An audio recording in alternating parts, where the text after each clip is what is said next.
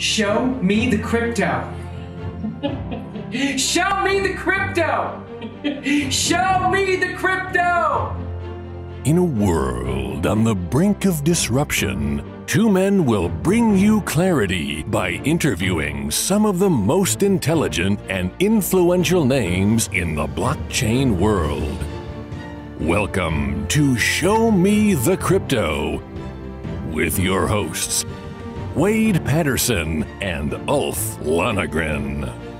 Well, hi there and welcome to Show Me the Crypto. My name is Wade Patterson. And I'm Ulf Lonergan. We're a couple of friends from Canada who love learning about cryptocurrencies and blockchain technology, and we're happy you're along for the ride. Whether you're a crypto virgin or you know your way around the block, we hope our interviews with some of the most intelligent and influential people in the blockchain space help deliver you with value. And on this episode, we're joined by John Attanasio, co-founder of Toonstar, which is a Web3 animation studio that recently partnered with Mila Kunis' Sixth Wall to launch a brand new NFT animated series called The Gimmicks.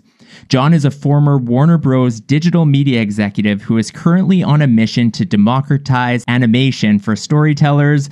John, welcome to Show Me the Crypto. Hi. Good to meet you guys. Thanks for having me.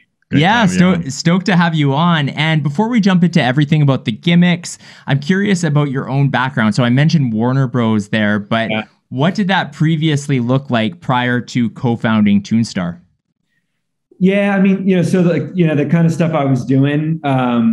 Generally what I was doing at Warner Brothers was functionally it was marketing, biz dev, content creation, but really for digital platforms. So, like YouTube.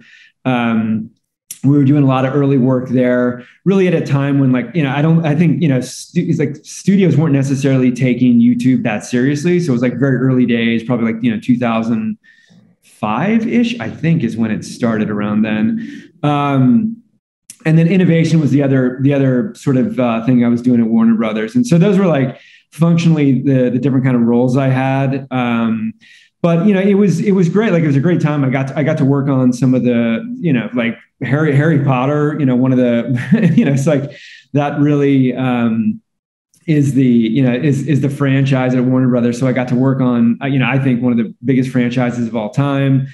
Also got to work on Looney Tunes, which is amazing. And I grew up a child of Saturday morning cartoons, and I also.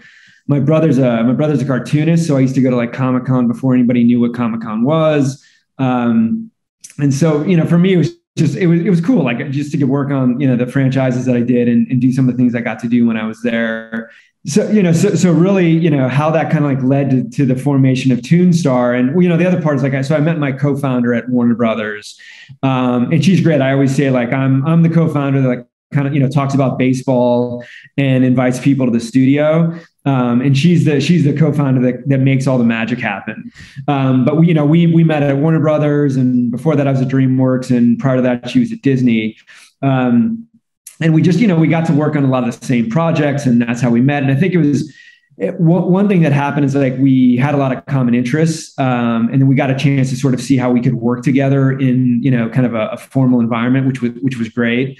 But then also I think I always like to say we are kind of our bond was forged in the fires of Mordor, on the front line, because we were doing stuff that were, it was a lot of leading edge stuff at the studio. And sometimes that's met with, sometimes that is, encouraged, and other times it's kind of met with resistance. So it sort of depends on sort of who you're working with and what you're trying to do. Mm-hmm. But we were fortunate because we had some, air cover from senior sponsors. But regardless, we were still doing some things where we were kind of taking some incoming fire. So I think that was a good sort of gauntlet test for us working together. And then and the things that we saw that sort of led to the formation of Toonstar was that when we looked at the animation space, one of the head scratchers was that it really lacked diversity and representation. And we say that we're talking about whether it's gender, race, sexual orientation, anything that, you would consider sort of like diversity of storytelling really wasn't there in the field of animation. And it really felt like this kind of like closed, like private club. And for us, that was kind of a head scratcher, because we're like, geez, like animation's such a, it's such a great storytelling, format. And it's just something we love so much. And we felt like it should be available to more types of creators and storytellers. And then the other thing we saw was kind of like basically the rise of like Web 2, and sort of like social media. And we quickly realized that to be successful in that space, we'd have to like rethink animation production, which to us meant we, would have to build animation tech, and then also kind of like, kind of come up with our own sort of like production process. And those are the things that sort of like, I would say were like the moments where we're like, gee, like this seems to be sort of a gap in the market, and like there seems to be an opportunity. And then we got enough courage to sort of like, take the leap and leave the corporate nest. And that was, when we founded Toonstar. And the vision for the company is really, to be a next gen animation studio. And in this case, specifically we see ourselves as like a, Web3 animation studio. But that's kind of a little bit of the origin story. Yeah, that's awesome. And I guess just to touch on that last point around Toonstar being a Web3 animation studio, as far as I understand, that wasn't always the case, and Toonstar has been around a little while now. So at what point did Toonstar's obviously evolved a little bit? What was the initial vision, and at what point did it shift to now, we're going to be a Web3 animation studio? And maybe you can also just break down, what does that really mean to you? Yeah. No, great question. Yeah. And I think, and again, like, you're right. Like we launched the company, pre Web3. And we've been around for, like I've lost track of time, but like, I think like around like 6-ish years. And so we probably came into Web 2, I'd say like mid game. But what we did see is like this opportunity. When we say next gen animation studio, really like there are 3 sort of ingredients to how we define that. One is, that we're tech enabled. So we've got this tech stack, and it's kind of analogous to like basically like a gaming engine, but allows us to do animation very like high quality animation very quickly. And it basically, that's important because we're able to create content that's like very relevant, relatable. We can produce content at a cadence that, whether it's Web 2 or I'd also argue Web 3, audiences are looking to interact with characters, much more frequently. So the tech stack is a big part of it. The other part of it is that our DNA is direct to consumer. And I think if you look at, again, whether it's Web 2 or Web 3, those are both what we would call direct to consumer, or in this case, we're calling Web 3 direct to community. That is, we believe in direct to community, direct to consumer, that the power of sort of like, interacting with your audience and fans directly. And that's kind of a big part of what we call like a next gen studio. And then I think the last piece of it is just, partnering with world-class creators. And the type of creators that we work with like range from people that, come from the traditional space that have, they've created and been, they've created well-known shows that you've watched on networks, to folks that we, consider more like, digital creators, and maybe they've, come into popularity through YouTube or TikTok or Snapchat. But that's how we see, a next gen. Really, it's like, it's the tech part, it's the direct to, it's the tech capabilities, it's the direct to consumer, direct to community, and then partnering with creators. And those are ingredients that we see as like a next gen animation studio. And now, how that relates to Web 2, when we launched, all those things we felt were there because these new distribution platforms, like, wow, it's like YouTube, and you can go direct to audiences, and Snapchat. We've got one of the largest animated series on Snapchat, which has been great because we're essentially basically kind of like this, in a way sort of like the animated buzz feed of Snapchat. And we're doing these very like timely topical episodes, and we're doing, like upwards of 10 minutes a week. And it's like near time animation, but it feels very pop culture, and it's done extremely well on Snapchat. And so those are, and then the types of creators that we work with in Web 2, we feel a lot of those things are applicable to Web 3. And really, I guess for us at the heart of it is like the capabilities that we have where we've had success in Web 2. And again, it's like being the tech and being able to do high quality animation quickly. That applies to Web 3, especially when you are thinking about projects that are, community owned, co-creation, community driven, and you start talking about different forms of utility. That sort of those capabilities to us, we think are very, we actually think they're more relevant in Web 3 than they actually were in Web 2. And then the creator aspect of it, like, listen, like that, I think applies whether it's, Web 1, 2, 3, when we get to Web 4, 5, and sort of the future iterations. The creators and just working with amazing storytellers, we believe that that's always going to apply because, and like it's we kind of joke about this because I think sometimes we'll talk to people and it's like, oh wow, you guys have this like killer tech, and you hit a button and like out pops the character that like everybody loves. And it's like, yeah, it doesn't quite work that way, right? Like the tech is great because it enables and it helps you do things. Like I said, like faster, and really the importance of that is like, again, you can make the characters feel like really relatable and they feel really relevant, and they're talking about the things that are happening now and like of the moment. So that's a great, sort of byproduct of the tech. But if you're not working with a creator, if you don't have creative that, is a great story or a great character that people are going to sort of like want to like hang out with or sort of like, just like dig, then the tech on its own, we believe, it won't matter. So you have to, at least our belief is you have to have all those things together. But I mean, I think, when we look at Web 3 and why we're calling ourselves a Web 3, animation studio, is that, we're looking again, like the things and the ways we've had success in Web 2, we think, absolutely apply to what we're trying to do in Web 3. In fact, we think there's more opportunity to sort of do more innovative things in Web 3 than we were able to do in Web 2. So that's a part of it. But also when we're talking about these projects, like we really do think of them in terms of like community experience. Co-creation is a very big deal to us, community-owned projects, community-driven, and then also thinking about utility and how we can do things that are pushing the envelope, for the communities that we're building.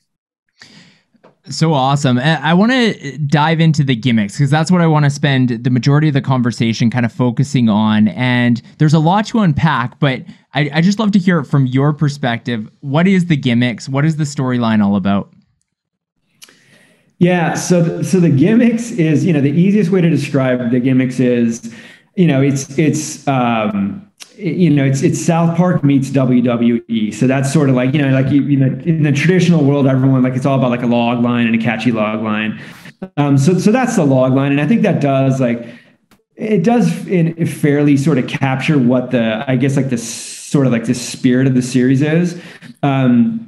But more really what it's about, it's like this group of like lovable losers who are sort of like, some of them are kind of like has-beens, some of them are sort of like never beens, but they're all on this journey to get back to the main event. And the main event, they're in the literal sense because they're wrestlers and they've got their it's called Hoot Fest, and they've got their version of the ultimate wrestling kind of match. Kind of like like a SmackDown type event, but it also means something sort of like symbolically for each of them too, because the main event can be something different for everybody, and maybe the main event is like like could be finding like love in life. It could be like finding meaning in life. It could be a lot of different things, but they're all on sort of this like journey to get to that point. And one of the like the super cool things about it is like it is, it's voiced by actual wrestlers. So these guys, and like the guys are amazing.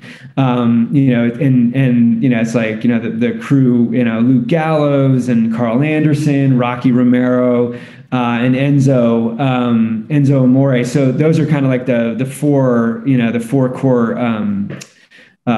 core cast. All of them are real life wrestlers. 3 of them actually have wrestled for the WWE.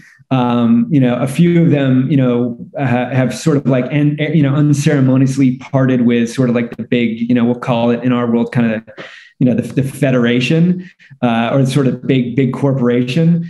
And so these guys, it's like they're amazing wrestlers, but they're so a lot of these stories, could be maybe inspired by some things that have really, sort of like happened in life, which is just like amazing source material. But then, the other part of it is like they translate so well to animation. It's like incredible. And I think, at least for me personally, one of the things is like, again, for me, like you lose sight, you're like, yeah, these guys are athletes and they're like and they're doing like these crazy things, they've got this amazing physicality, but then you also kind of lose sight, like, yeah, but they're also performers and entertainers. Oh, yeah. And then that's like the thing that you see, like once you see sort of like how they translate as performers to animated world, you're like, whoa, like it like, again, I'm biased, but I think it works really well. So that's, and I can talk more about like the project and sort of like some of the things we're doing as far as it relates to NFTs and blockchain, because there's some like really cool industry firsts that we're going to have as part of the project. But like at least creatively, that's I think probably the best sort of overview of like the project. It sounds awesome and super interesting. I think what you were saying about these wrestlers coming in and just being a natural fit for animation. I mean, without having seen that yet, it makes a whole lot of sense because they're not only performers, but they're kind of like almost over the top performers in a way. And I think that carries through to animation super well. So excited for it. I was going to say, and but that's a great point because it really like what you just said when you think, and like the word gimmick. So what gimmick means is like when you're a wrestler, the gimmick is basically your in-ring persona, right? So it's like, a lot of these like, the top wrestlers have all had these gimmicks and sort of the characters they play. Now I grew up, this will date me a little bit, but like grew up watching wrestling in like, the late 80s. Yeah. And so like a lot of those gimmicks I'm very familiar with. But like, and when you think of a gimmick, it almost is a cartoon character, on its own. So to your point, it seems to follow that, hey, like, why wouldn't a gimmick sort of translate well to like a cartoon character? Because it kind of is one in real life already. Yeah, so, absolutely. Yeah. And you mentioned some of the wrestlers, we mentioned Mila Kunis. There's obviously a lot of big names associated with the project. What are some of those other sort of more well-known names who are associated? Yeah. So other names. Yeah. So Mila, so we're producing it with Mila Kunis, and Lisa Sterbikoff. So it's Orchard Farm Productions. It's a production company. And then there's a company called Six Wall, which is Mila Kunis's web. It's basically their Web3 digital arm. Gotcha. So those are the folks that we're co-producing this with. As far as like some other sort of like names on the project, it's written by we affectionately call them the Daves. So it's Dave Eilenfeld and David Wright. And so they came from they've written for Family Guy, also Star Trek Lower Decks. These guys are like, just amazing writers. And again, like they've had a lot of success in, I call like the traditional world. One of the days, like, and he's got some like OG photos of like him with some of the like the original sort of like wrestlers from the I think at that point it was actually the WWF before it had to become the WWE. And so those guys are, amazing writers. And I think those are, and I think the other thing as far as like names, like, I will tease that we're going to have some other, like the other great thing about the gimmicks is that, and this is, I think, where it is a little analogous to like South Park meets WWE. It's just a great universe for cameos. And the interest it's been great. Like the interest we've had so far of just like people come in and say, oh, God, like they would just love to do a cameo. So we've got some like great names in the pipeline of folks that, some are coming from like the wrestling world. Some are coming from, more like kind of like, traditional Hollywood. And then we got some folks that I think are some notable names in the Web3 crypto world too. So it's like I think it's fun. Like, it's just going to be fun to get like, people and like, the other thing we're trying to build is just like, and I think this is what, like, hopefully we're on the way to create. It's just like this fun, like project that everybody comes into and like gets to be part of in some way, if they want to, and just have fun. It's like we're one of the, again, like kind of great byproducts of what our tech allows us to do is that it's very easy for people to come in and rip some lines. And then, like we can have you as an animated gimmick, same day, basically. So it's like this almost like real time kind of experience, and we can drop you into an episode, which I think just makes this kind of like fun kind of experience for the community, but also people that want to like, just, sort of come to life as like an animated character. Ulf, do you realize our audience has been either watching or listening to this episode for 20 minutes? 20 minutes? No, they should probably subscribe. Yeah, they should subscribe. And if you're watching on YouTube, make sure you comment and turn on notifications. And if you're listening to this podcast, especially if you're on Apple Podcasts, leave us a rating and a review.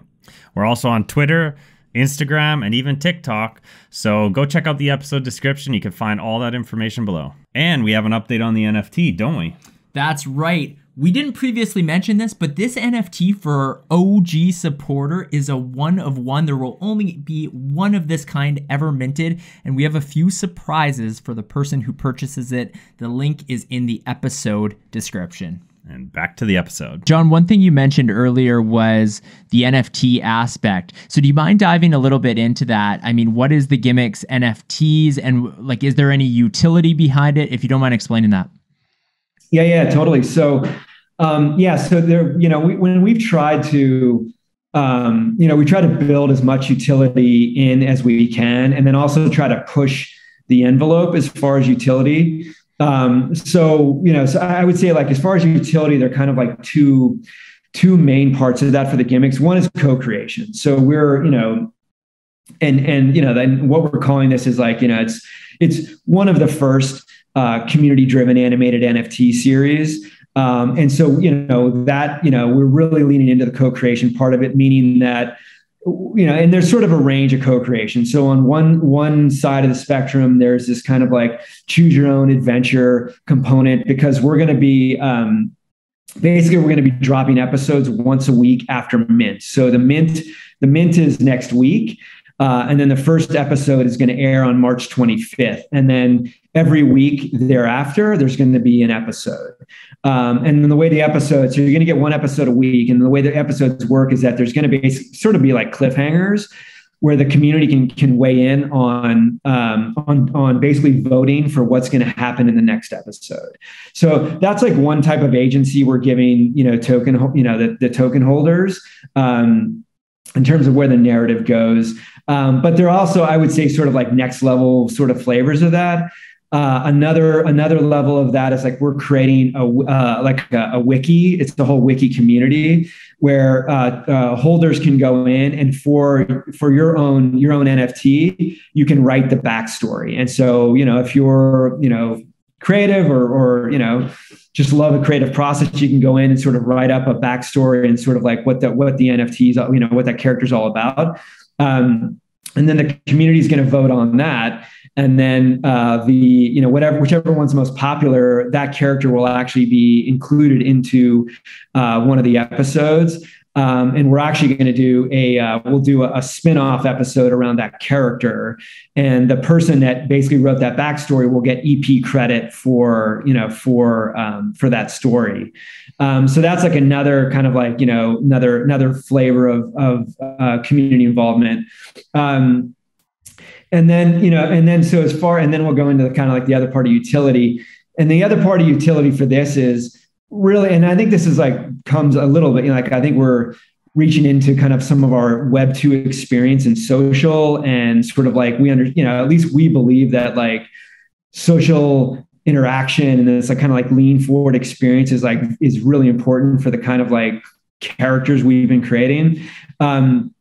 So for this project, we've actually created a social layer, and I think it's definitely one of the first social layers on an NFT project. So basically, it's a social layer, and it's going to record interactions between token holders on chain as sort of like proof of community engagement and involvement.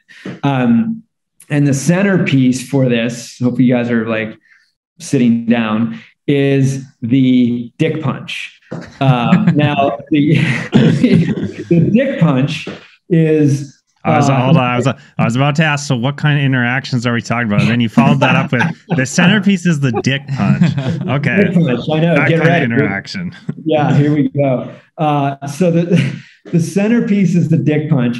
And so the DIC Punch is kind of like, it's sort of like our Facebook poke, but harder is what we're saying.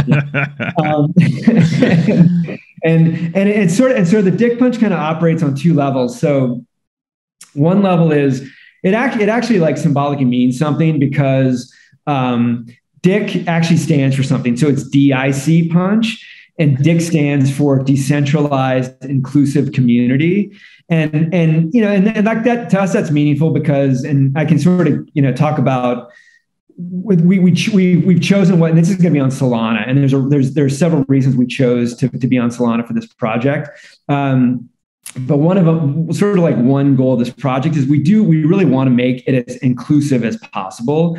And we want to we want to welcome degens and newbies. And I think for us, like we're, as a Toonstar, and, again, saying, that we're committed, to the Web3 space.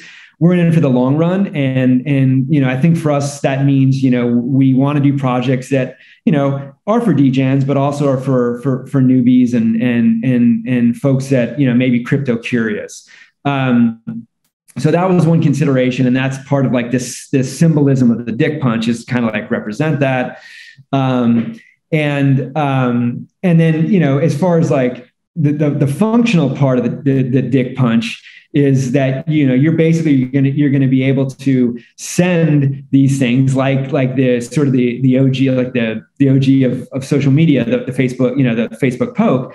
The holders are going to be able to send these DIC punches back and forth to each other. And we're actually gonna have like a leaderboard. So people that like give the most, like maybe someone's like, they're able to take the most, if you're proud of being able to take the most punches, then you'll get recognized for that. Or if you are, able to, like, you've given the most, then, we'll have sort of like a leaderboard, and we'll have recognition for that. But like, we definitely, want to, have people sort of use that as a way to communicate and show their love, affection to each other, or talk smack, however they want to use a DIC Punch. And then, again, have this sort of like leaderboard component to it, so we can gamify it a little bit.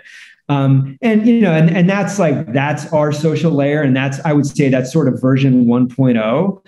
I think we've got some other sort of ideas for the roadmap down the road, but I think that's like a fun sort of like entry point.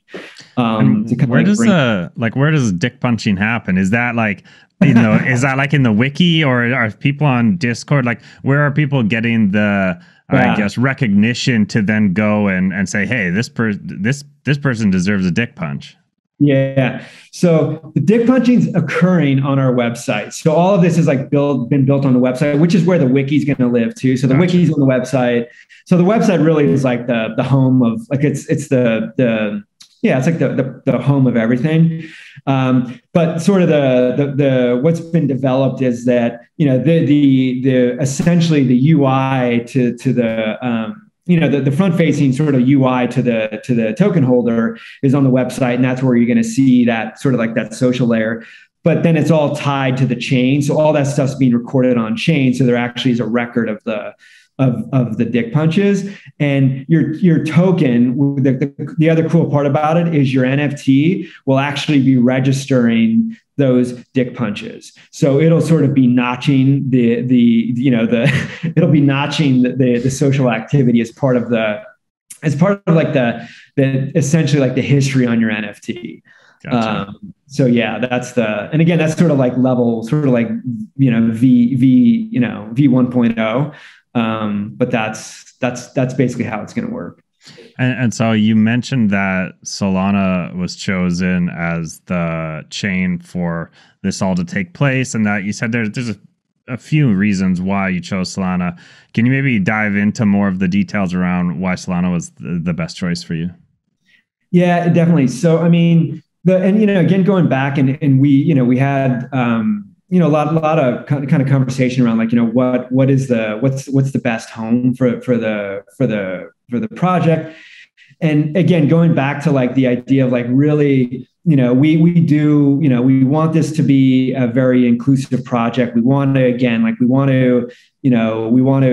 welcome the degens. We want to welcome the newbies. And I think also when you think about like the gimmicks and sort of the different, they're almost like different sort of like groups of communities of people that we think are going to be interested. One is, wrestling fans, right? So when you look at wrestling fans, there's probably a decent number of wrestling fans that aren't in crypto yet, but they love wrestling and they're going to, they know these guys and they love these guys and want to, sort of be part of something that they're doing. Another is like, another obviously is the crypto community. And then another is the sort of like the animation community. And like there's animation, just sort of general animation lovers. And I think there's again, when you look at animation, it's a pretty big population. There's a good number of those that probably aren't into crypto yet.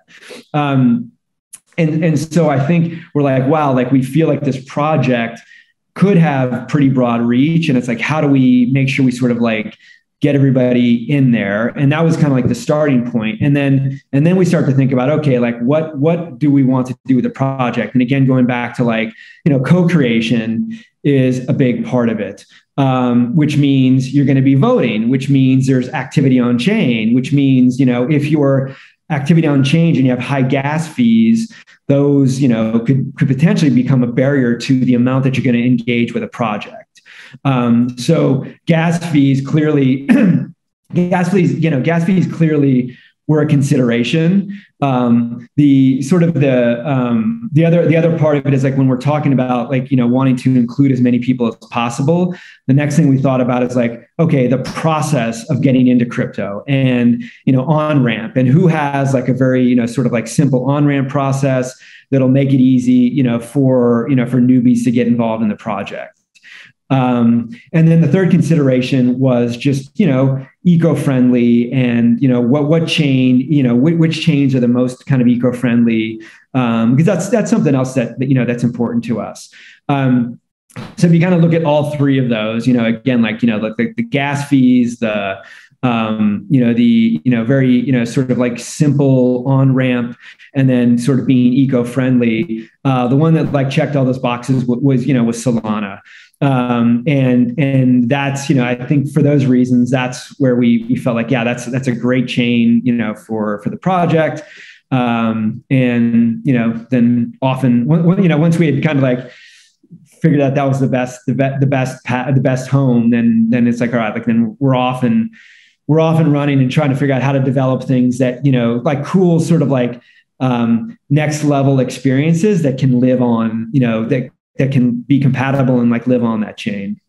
There's a few things I'm wondering about the mint specifically. So one, I think I read that the NFTs are going to be free or something along those lines. So yeah. which sounds crazy. So that's one aspect. The second aspect is Stoner Cats and the fact that Stoner Cats holders may have access to a pre-mint or something along those lines. And then the other thing I tie on to this, if you don't mind answering as well, is you talked about wanting to also appeal to the degens, and the reality of the NFT space is that there's a lot of speculation, there's a lot of flipping. And so do you see that happening as well, where there's these NFTs, though free initially, there may be good price appreciation as well? What are your thoughts on kind of all of those themes?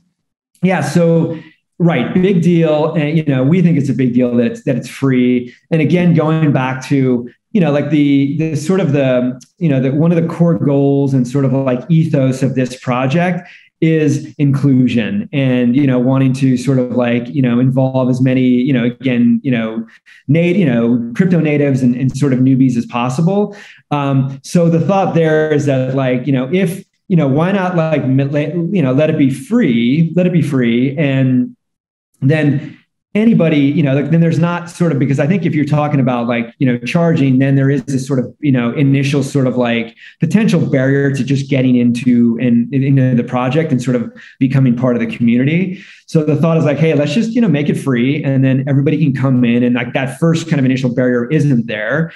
You got, a very low entry point. You're only, paying for gas, which on Solana is like, you're talking about pennies basically.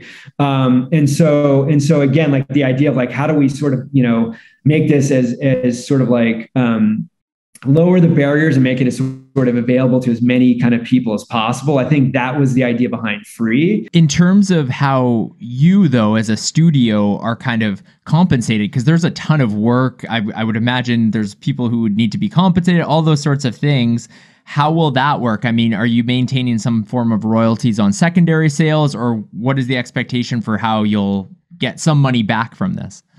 Yeah, so the way it's been structured now is not royalties on second sales.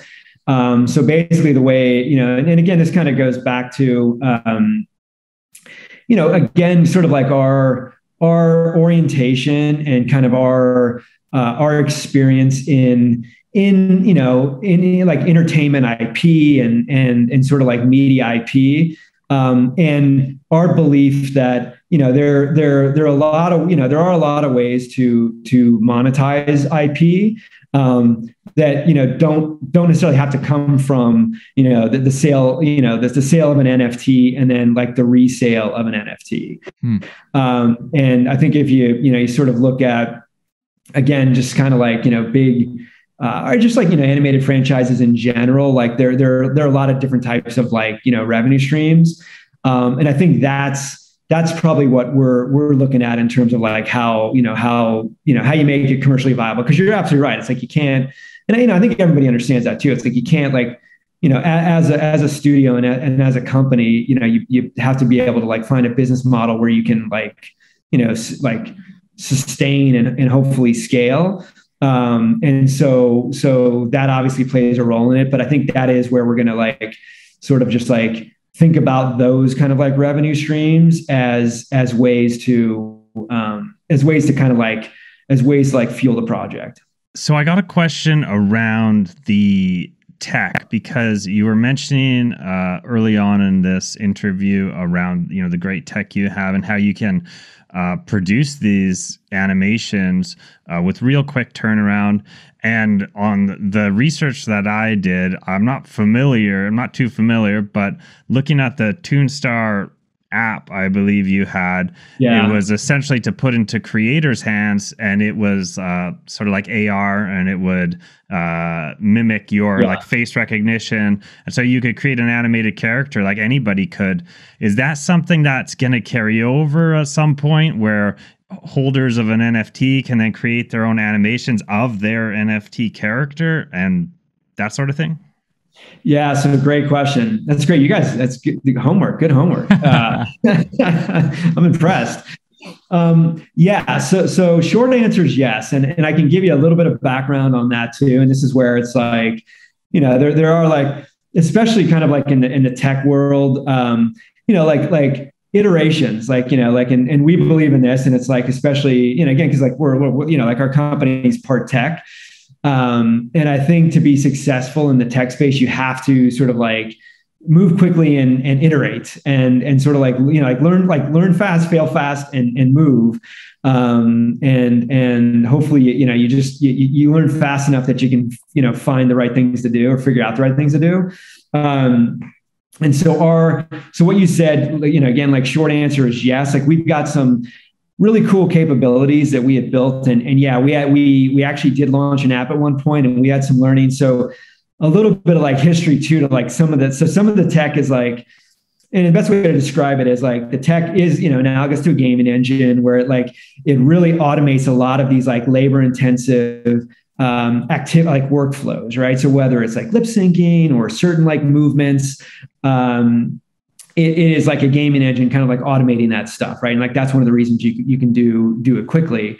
And so that's one part of the tech. The other part of the tech is we actually have a real-time animation. So we're able to do a live stream basically. So if, I wanted to come on, your show as my gimmicks NFT, I could do that and we could talk to each other and you could interview my gimmicks NFT. So we have real-time animation capabilities, that's kind of where, and this is where the machine learning comes into play, because we're able to do like, it's kind of like mocap tech. And so that's how you do this like real-time sort of like interaction. So and the way we built this tech is like, and this will go back a little bit to, so our days and we actually, so we're OG, this is Musical.ly we did this on, and Musical.ly predated TikTok. So anybody that's like, TikTok might not know, Musical.ly was actually where TikTok came from.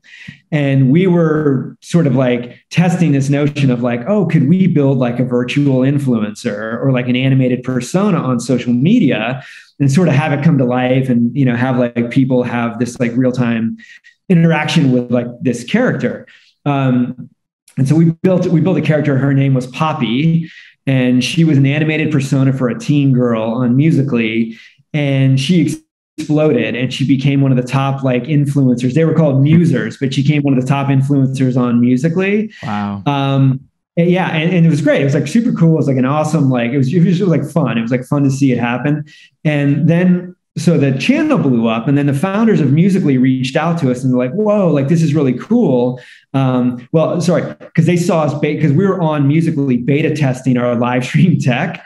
And so, the guy, like when you own the platform, you see everything that happens. So like the founders reached out and they're like, oh my God, this is cool. Would you guys do a show for us? So we're like, yeah, absolutely. So we ended up doing a live. So they had a companion thing. It was called Lively, which is like their live stream thing. And so we ended up doing a show for them, and it actually became one of the top shows on Musical.ly, like in the heyday. And in its heyday, we were getting over 200,000 concurrent tune-ins per broadcast. Wow. It was crazy. And basically, the best way to describe it, it was like Space Goes Coast to Coast, but like a live version of Space Goes Coast to Coast. Nice. And so all that said, like basically what happened is like that got a lot of attention. And so people, which is great. Like, thankfully people started approaching us and like, God, this is great tech. Why don't you create an app that lets everybody, like we created Poppy on Musical.ly. Wouldn't it be cool if everybody could create their own Poppy on your app? So we're like, yes, great idea. So we launch an app and we learned some things. And the first thing we learned is that, and it was great because we had this massive channel on Musical.ly. So we used that as a way to like drive adoption for the app. So we had no shortage of users and like usage and like content being created. But what we quickly realized is like we had an ocean of stuff, but it wasn't great. And it was like, no offense, like it was great. Like, but what we learned is like, you know what, like you do need to work with creators that know how to tell stories, right? Because if it's just UGC stuff, like it's okay, but it's not, that's not what you're going to be able, if you really do want to build like IP and like characters that like a lot of people care about, you need to tell story, you need to build characters. And so we quickly realized that. And so then for us, it's like, well, gee, maybe we don't do the app.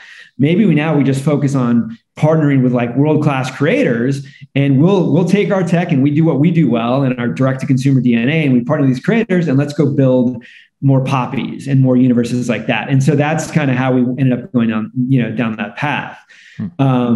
which, was kind of an interesting journey. But, to your original point, 100%, like we still have that tech and we plan on leveraging that tech with our community. So if we have people, just like you said, they're like, oh, I got this character and maybe you want to live stream your character, we can do that. So if the community, that kind of votes on it and they're like, yeah, this is a killer character and enough people want to see it, we have the ability to make that happen. Well, that's what I was, you mentioned the wikis and how people can write a bio about their character, but that sounds far less interesting than a person creating, an animated bio of their NFT character. So, I like that. That's where you're going. That's awesome. And I can't wait for part 2 of this conversation in a few months later this year, where we're just our gimmicks NFTs having a conversation back and forth. So. Gimmicks interviewing gimmicks. Nice. Yeah. Yes, we got to do it. Yeah, it's right. We all exactly. It's just our NFTs talking to each other. Absolutely. Yeah. Love it. John, we're getting close to the end here. We ask every guest, by the way, at the end of every interview, the same 3 questions. So we'll ask you those in a second. But before we do that, the website suggests that there's a plan to release more groundbreaking animated projects on the blockchain in the future. So I'm just wondering, do you have any alpha for our audience in the sense of, we're talking about the gimmicks now, which is brand new at the time of release of this episode, but are there even more projects that are on the horizon? Yeah, definitely. So we've put together a slate of projects for this year. We're still putting, we're still working on some more for this year, but we're basically, we've got some great projects for this year and beyond. And so a couple I can tease. Yeah. So there's one we're doing with, his name's Dom Russo, and he's the creator of Workaholics. And so I think a lot of your fans might know him. And so this is a killer concept. I don't know if I can even share, it's a killer concept. It has to do with how can I describe this without giving too much away? It has to do with that reaches beyond planet Earth. So I'll just sort of leave it at that, but it's got this sort of that sort of scope to it. And it's very, very timely, very topical. It's going to lean into, again, and this is the kind of projects that we really like to do that I think fit into our wheelhouse, are ones, again, that lend themselves to community engagement and, co-creation. But also ones that you can sort of embed this very timely and topical things into, again, because that leans into what we do really well, which is high quality fast animation. So that's with Dom. We've got another one I'll give you one more with and he's a big TikToker. So he's got I think he's got close to 10 million fans on TikTok. His name's Parker James. Just super talented. And you see him, he's dude, this kid is cool personified. He's literally, I think he's 20 years old, 21 years old, maybe. And he's in his band. And, we created a character with him, again, going to this idea of kind of an animated persona. But it's a character that he started doing on TikTok, and it's basically him as an animated persona called Steven. And we're doing a series that we're gonna be launching called Steven and Bucky. And really, best way to describe that is next gen Calvin and Hobbes. So that one we're really excited about as well. And so those are our next kind of 2, and then we've got some other ones in the vein of some of that stuff. That I'd love to come back and, if you haven't, if I haven't worked myself off your podcast, I would love to come back and talk to you guys again. I can share some more stuff. Definitely.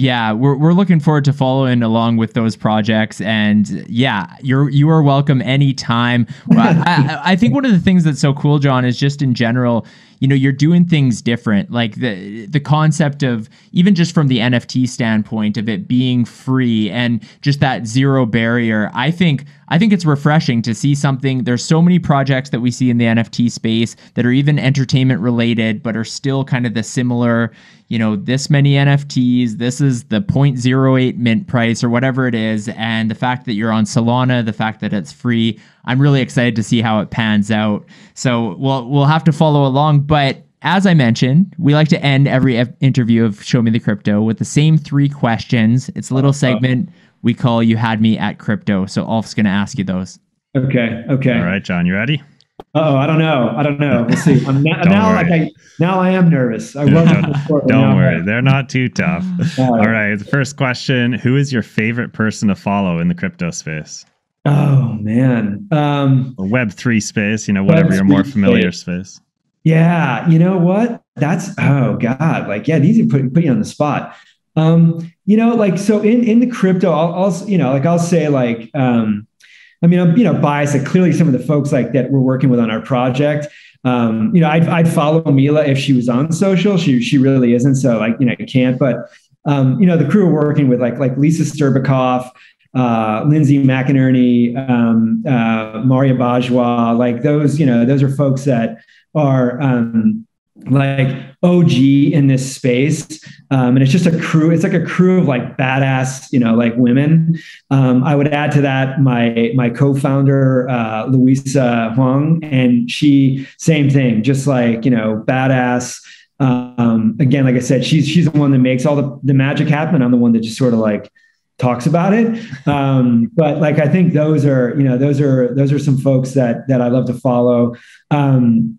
And then, some other people, I think, and there's a funny story behind it, Frankie Nines. I don't know if you guys have Subducks, and and so he's the guy behind Subducks, and with a funny story, he actually he just we're neighbors, and so we live, our studio's in LA.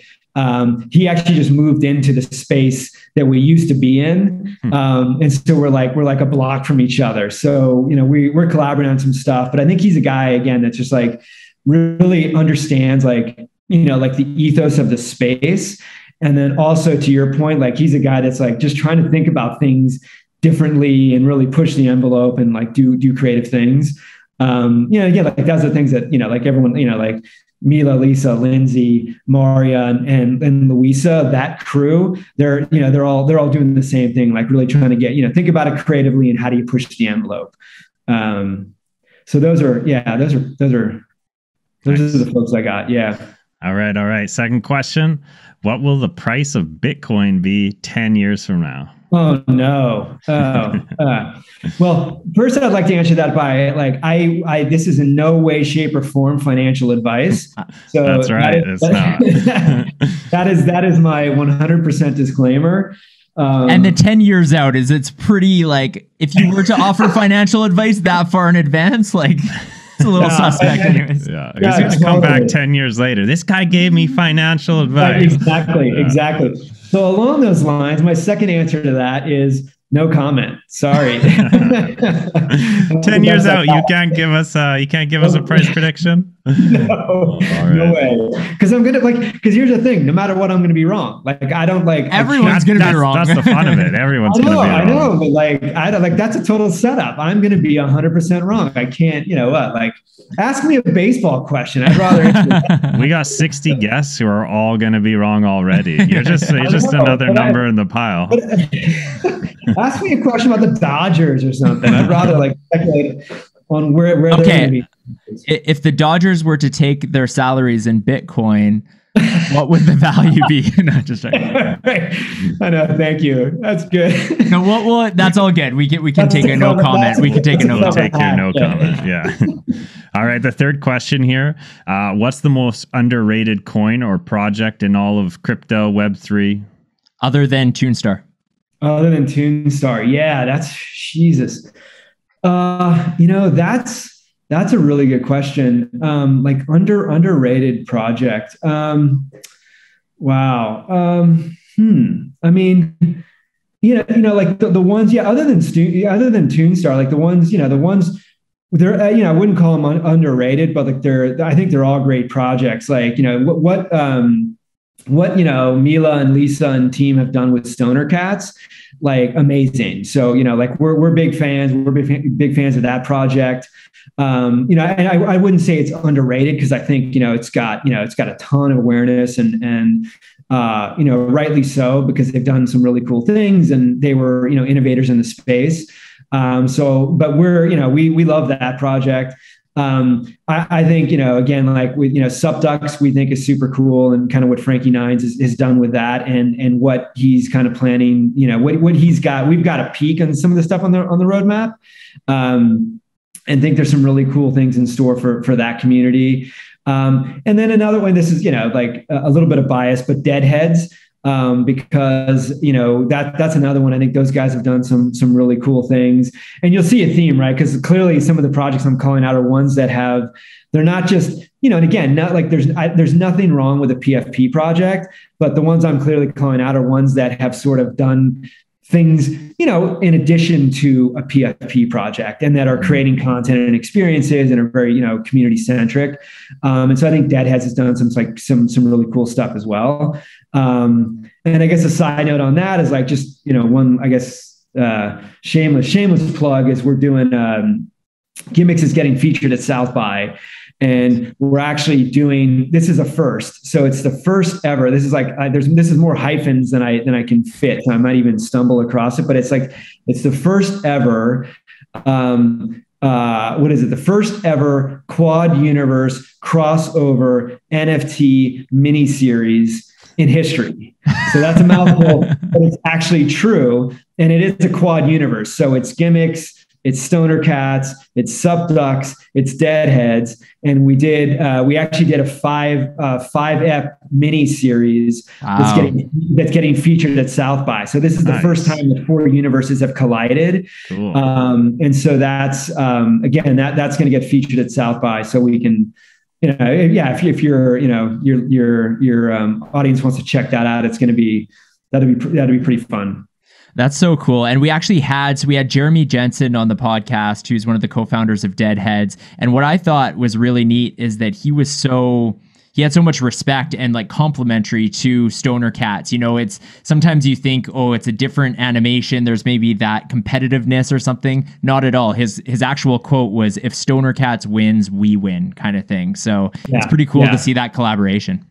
That's great. Now that's so cool. And he's 100% right. And I think that's how we see it too. It's like, and I think that's it. It's like, if you believe I think if you're committed to the space and, to Web3, I think, it's like, like the more people that come in that are doing like cool things and pushing the envelope and like really care about like building, large engaged communities, then I think everybody wins. And I think the other part of it too is like, if you care about story and character, then you welcome that, because that's going to come from a lot of different places. Like, there's so many cool characters and stories, and they don't come from one place. So, I think that I completely would agree with that. Well, John, we really enjoyed talking to you. Thank you so much for joining Ulf and I on this episode of Show Me the Crypto.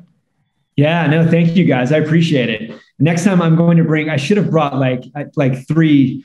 Next time I'm bringing 3 questions.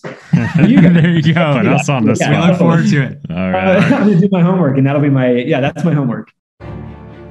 Thank you for listening to Show Me the Crypto. Please make sure to subscribe, as well as rate and review this podcast.